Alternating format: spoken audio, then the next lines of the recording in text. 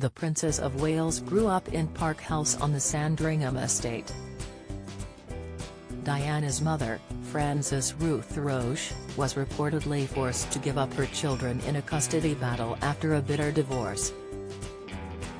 Speaking to 9Honey, former magazine editor-in-chief Deborah Thomas explained that Diana's childhood shaped her own approach to parenting.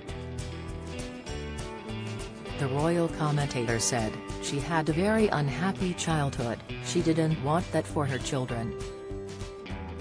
In the Royal House of Windsor documentary, narrator Gwilym Lee spoke about how Diana's childhood experience had an impact on her.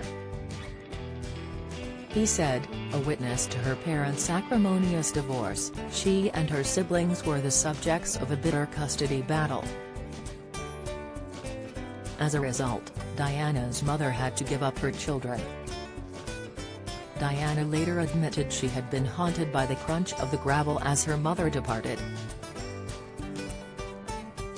Mr. Lee explained how being raised by only her father and nannies affected Diana in her later years. He added, Diana's neediness stemmed from a troubled childhood.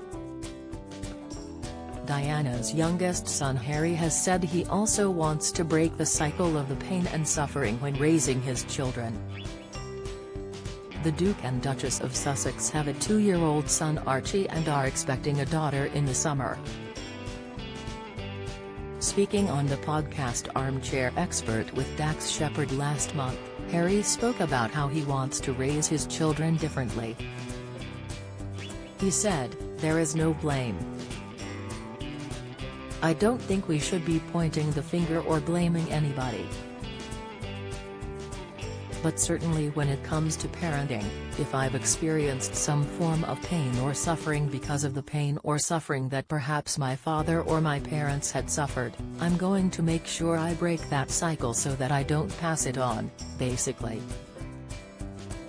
It's a lot of genetic pain and suffering that gets passed on anyway, so we as parents should be doing the most we can to try and say, you know what, that happened to me, I'm going to make sure that doesn't happen to you."